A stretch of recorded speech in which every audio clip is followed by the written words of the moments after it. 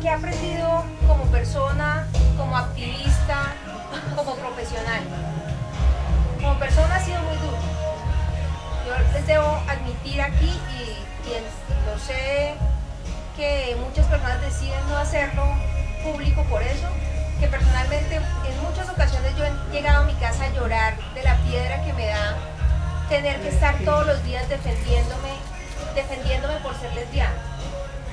Estar todos los días armando un discurso diciendo sí soy lesbiana, pero miren que hago tales cosas. Es agotador y a nivel personal incluso mi pareja me dice pero ¿por qué es público todo lo que hacemos? O sea, ¿por qué nuestra relación se vuelve pública? ¿Por qué si decidimos casarnos o salir o viajar se vuelve público? Le digo, es que desafortunadamente como somos todavía bichos raros, entonces eso tiene ese costo en este momento. O sea, a nivel personal es pesado. A nivel de activista ha sido un orgullo. Yo me siento realmente orgullosa de poder representar a la comunidad LGBT. Y digo representar y seguramente algunos me cuestionarán que me crea la representante de la comunidad.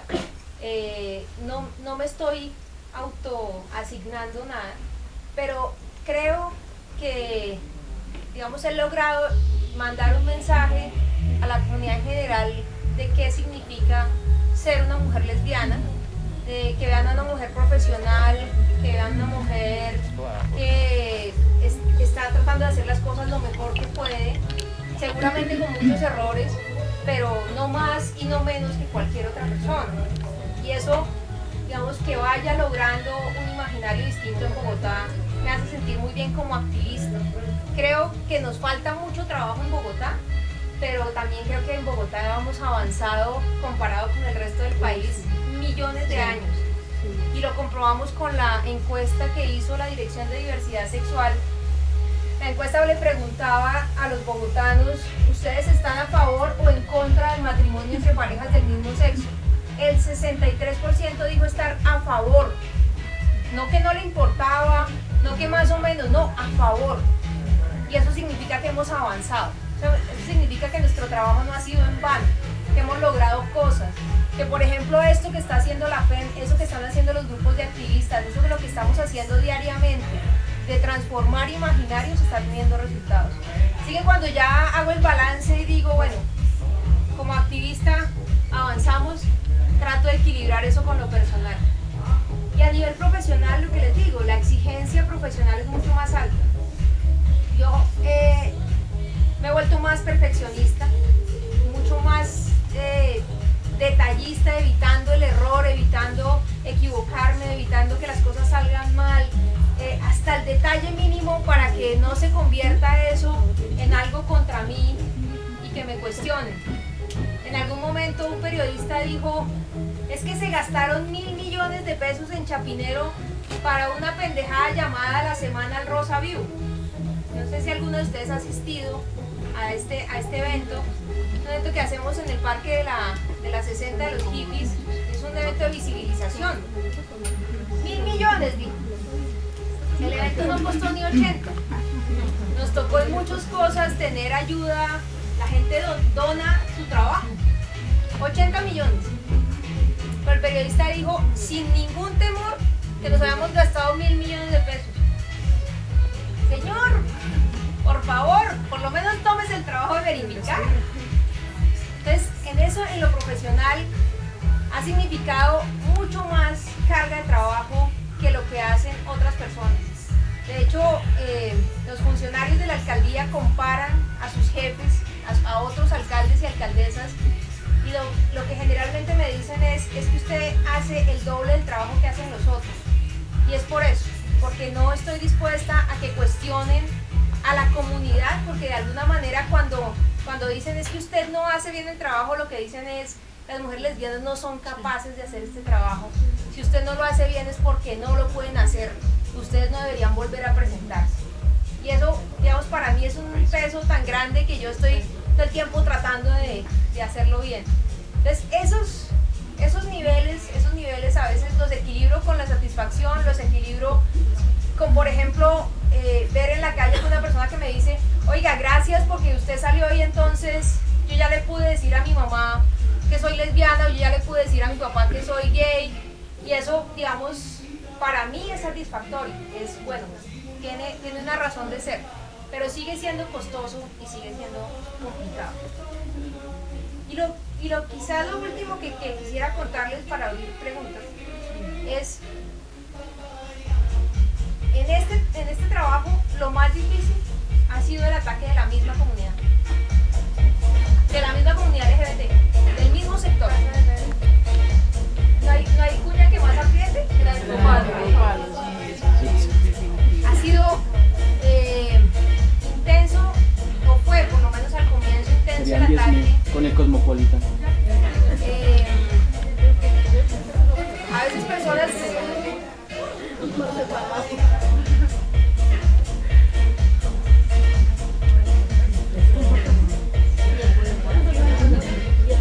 ya la están preparando.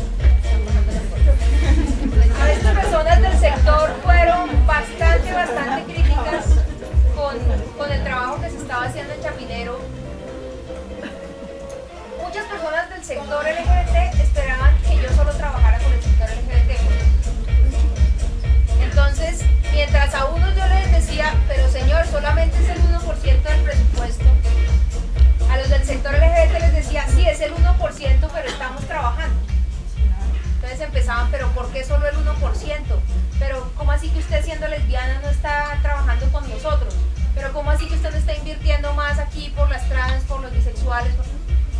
Es que no se puede más, es lo que se puede hacer.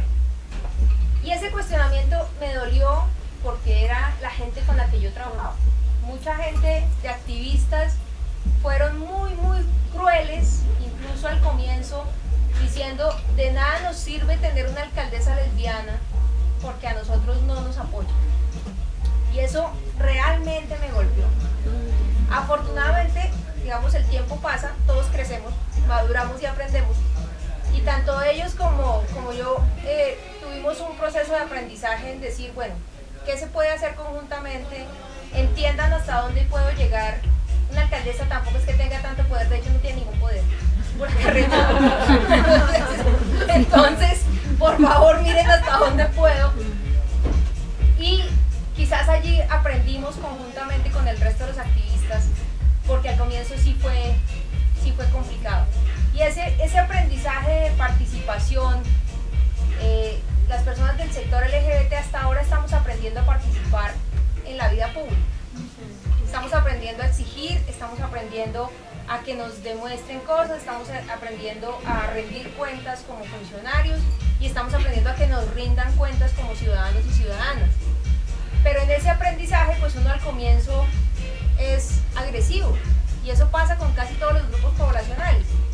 Cuando empiezan a tener acceso a la participación y al poder, lo primero que empiezan es a cuestionarlo todo, a ser agresivos con todo. Y eso pasó con el sector, y yo creo que ahí también crecimos, ahí también aprendimos cómo funciona el sector público, qué hace cada entidad, a quién se le exige qué, y eso mejora muchísimo la relación entre la entidad y la comunidad en general. Pero es un proceso pues que toma tiempo, es un proceso en el que no se ha hecho común, solamente los activistas han tenido ese conocimiento, pero para lo que yo llamo el marica promedio, todavía es desconocido qué es la entidad, qué hacen y qué es lo que no. Ven lo que sale en las noticias, en algunos casos unas noticias que no son bien fundamentadas, y eso hace pues difícil la participación. Entonces,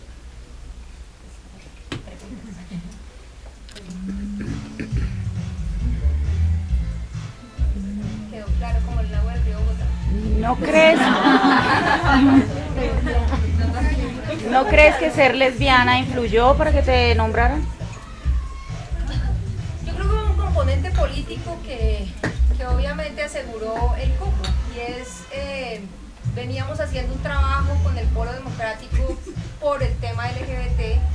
Eso me había dado una visibilidad, y esa visibilidad la tenía por ser lesbiana o por ser parte del sector LGBT. Pero claramente, si yo no paso el resto de las etapas del proceso no hubiera podido llegar allí. O sea, yo creo que fue un componente, pero de otros en los cuales pues tuve que pasar.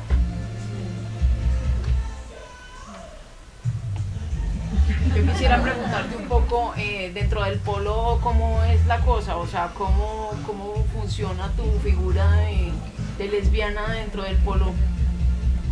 Les voy a contar cómo empezó el tema LGBT en el polo, porque además fue muy divertido. La primera vez que el Polo Democrático trató el tema fue en el año 2005. Estaban haciendo su primer congreso y decidieron hacer cuotas de participación para grupos poblacionales. Entonces abrieron una cuota para mujeres, una cuota para jóvenes y una cuota para minorías. Las minorías estaban compuestas por afros, indígenas y población LGBT. El proceso de elección permitía que estos grupos poblacionales tuvieran cupos casi que automáticos. Teníamos que pasar un proceso de votación, pero igual los cupos estaban casi asegurados. Así que muchas personas del sector, pues muchas, 11, de un congreso de 1500, entraron a ese congreso del Polo Democrático. Y cuando llegamos allá, dijimos, bueno, pero ¿qué vamos a llegar a decir? O sea, no vamos a llegar a decir si somos maricas y qué, o sea, vamos a llegar a decir algo interesante. Entonces hicimos una propuesta en un volante. Como no teníamos plata, entonces dijimos, hagamos un volante en una sola tinta. Y uno de los que estaba ahí dijo, no, pero si la hacemos en negro, no, nadie la va a leer porque el negro es muy aburrido y además se entregan muchos papeles.